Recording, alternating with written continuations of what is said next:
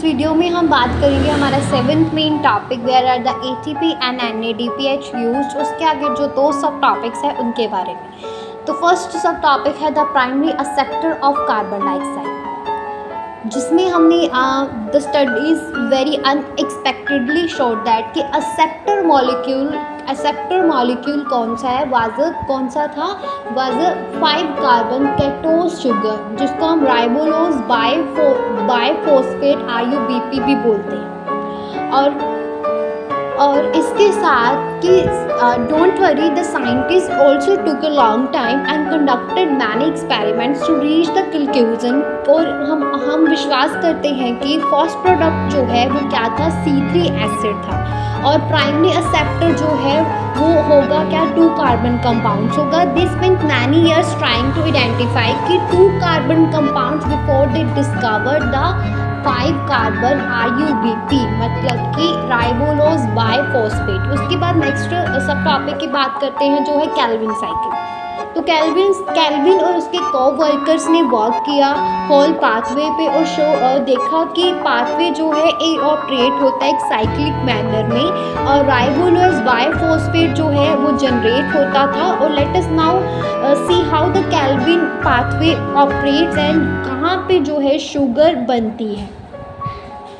तो हमें क्लियरली पता चल गया है कि कैल्विन पाथवे जो है occurs in all photosynthetic plants. ये ज़रूरी नहीं है कि ये मैटर नहीं करता कि वो प्लांट C3 पाथवे कवर करता है या C4 और एनी अदर। और इसको कैल्विन साइकिल को समझने के लिए 3 स्टेजेस आते हैं जिससे हम इसको अच्छे से समझ सकते हैं, कार्बोजाइलेशन, रिडक्शन और रीजनरेशन। तो सबसे पहले कार्बोजाइलेशन। तो कार्बोजाइलेशन क्या है, इसमें फिक्सेशन होती है कार्बन डाइऑक्साइड की एक स्टेबल ऑर्गेनिक इंटरमीडिएट में।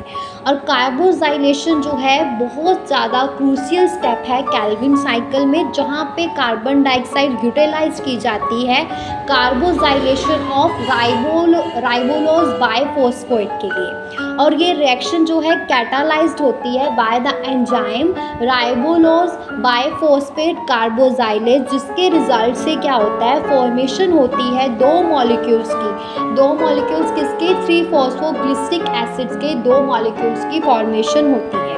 और एंजाइम, अगर ये जो एंजाइम है ये ऑक्सीजनेशन एक्टिविटी भी शो करता है।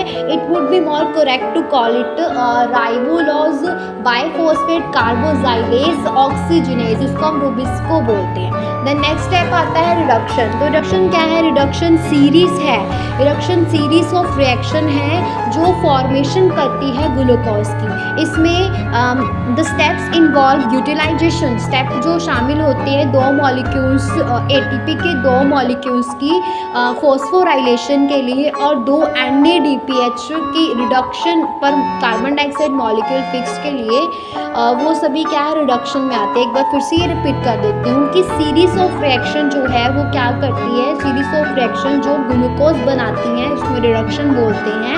इस स्टेप में क्या होता है, इन्वॉल्व होती है utilization of 2 molecule of ATP for phosphorylation और 2 of NADPH for reduction per carbon dioxide molecule fix, और fixation of 6 molecules of carbon dioxide और 6 turns of the cycles are required for removal of 1 molecule of glucose from the pathway. Clear है। उसके बाद next step आता है regeneration.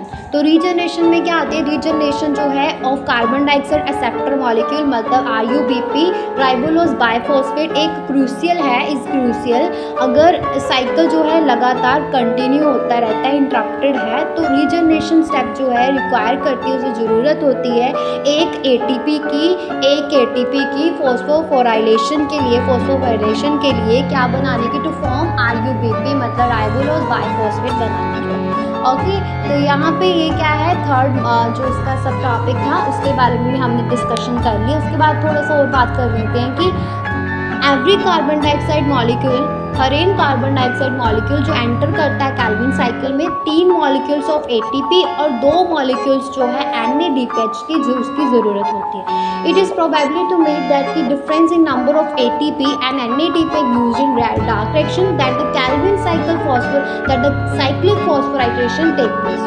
Okay.